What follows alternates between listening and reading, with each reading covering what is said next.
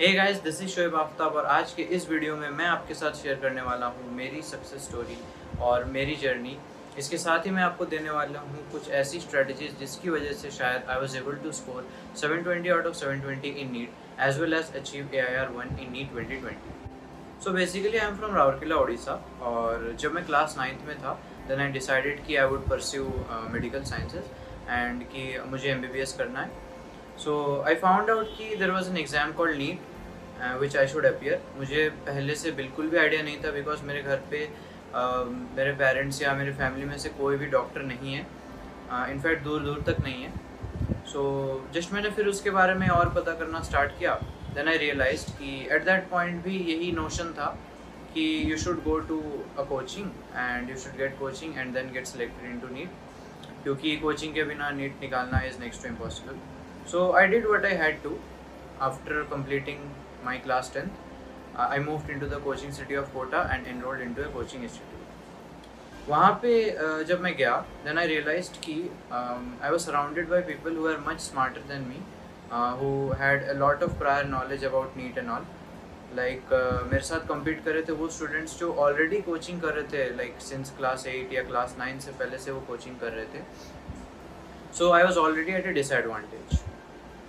So at that point मैंने ये सोचा कि I will not be let down by this. मैं रोज़ कुछ ना कुछ सीखूँगा, चाहे वो मेरे फ्रेंड से हो चाहे वो मेरे टीचर से हो, एंड धीरे धीरे I would reach my goal.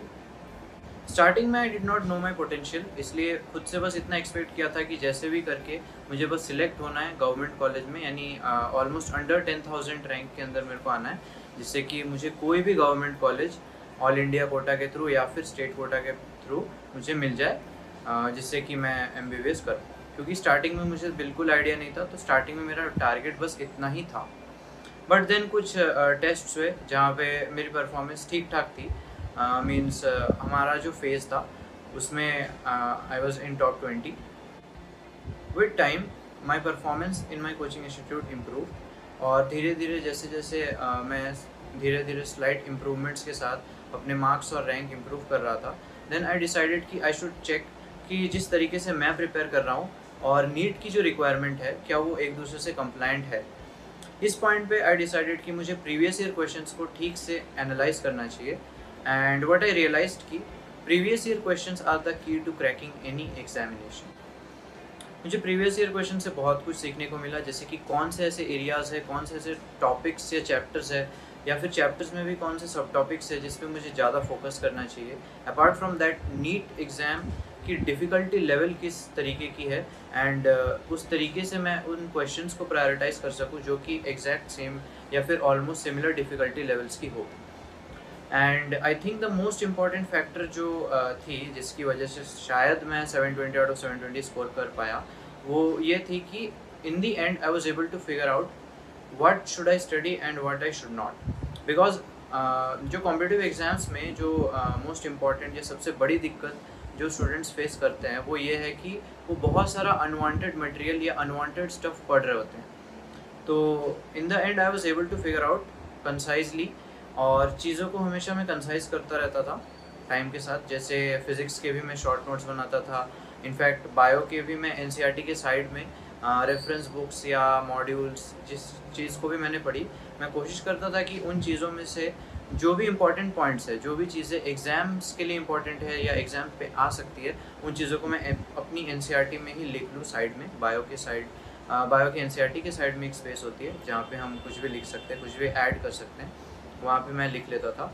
Apart from that chemistry में भी मैंने प्रीवियस ईयर क्वेश्चन से ये एनालाइज किया कि इनऑर्गेनिक और ऑर्गेनिक केमिस्ट्री की NCERT बहुत बहुत ज़्यादा इंपॉर्टेंट है, जिसको बहुत सारे कोचिंग के स्टूडेंट्स, इनफैक्ट जो अच्छे स्टूडेंट्स हैं जो कोचिंग में बहुत अच्छा परफॉर्म कर रहे होते हैं, वो भी नेगलेक्ट करते थे। एंड इनफैक्ट कुछ सालों से लाइक लास्ट 2 और 3 ईयर्स जो अच्छे इंपॉर्टेंट क्वेश्चंस या जो अच्छे क्वेश्चंस जो लोगों के गलत हो रहे हैं वो काइंड ऑफ NCERT की थ्योरी से डायरेक्टली उठाए गए क्वेश्चंस हैं, at least in organic chemistry and organic chemistry.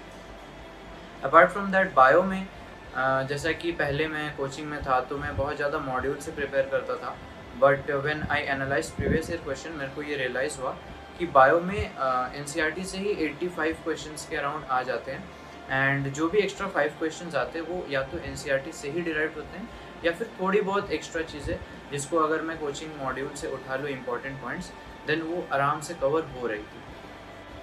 Physics के लिए आई थिंक जो सबसे बड़ी गलती लोग करते हैं वो ये है कि they just directly jump into the questions. उन्होंने बस एक फार्मूला पढ़ लिया या एक तरीके के क्वेश्चन सॉल्व कर लिए, तो वो फिर उसी टाइप के क्वेश्चंस को सॉल्व करने लग जाते हैं या फिर उससे रिलेटेड क्वेश्चंस को सॉल्व करने लग जाते हैं। बट आई थिंक सबसे इंपॉर्टेंट है आपका कंसेप्ट क्लियरेंस। तो अगर आपको थ्योरी फिज़िक्स की क्लियर नहीं होगी, देन आप डेफिनेटली न्यूमेरिकल क्वेश्चंस को सॉल्व नहीं कर पाओगे। बट अगर आपका कंसेप्ट क्लियर है, जैसे मैं हमेशा कंसेप्ट क्लियर करने पे फोकस करता था as compare to question practice, then कोई भी क्वेश्चन कितना भी डिफ़िकल्ट हो, आप मोस्ट प्रोबेबली उसे सॉल्व कर ही लोगे। And at least this was my approach and it did work out very well. In the end मैं इतना कहना चाहूँगा कि being motivated is also very important. Like pandemic में आई डिसाइडेड कि I will stay in Kota and focus on my preparation, and मैं घर नहीं गया। But and I was also I decided कि मैं कोविड के नंबर्स नहीं देखूंगा या फिर मेरे आसपास कितने कोविड केसेस हो रहे हैं मैं उन पे ध्यान नहीं दूंगा, बट सिर्फ अपनी पढ़ाई पे फोकस करूंगा। एंड इन चीज़ों से मैं डिस्ट्रैक्ट होकर अपनी प्रिपरेशन को ख़राब नहीं करूंगा। एंड ये जो मोटिवेटेड रहना, ये जो डिसिप्लिन्ड एंड फोकस्ड रहना, ये बहुत इंपॉर्टेंट है। बिकॉज ये कॉम्पिटिटिव एग्ज़ाम्स को बहुत लोग अपेयर करते हैं, बट इनका जो सिलेक्शन रेशियो है वो बहुत कम है, एक्सेप्टेंस रेट है वो बहुत कम है। सो डेफिनेटली इट्स इम्पॉर्टेंट कि आप फोकस्ड रहे, डिटरमाइंड रहे, एंड साथ ही आप स्मार्ट वर्क करें। Hard work is important, but smart work को अगर आप हार्ड वर्क के साथ मिलाओगे तो ही जाके आपका सिलेक्शन होगा।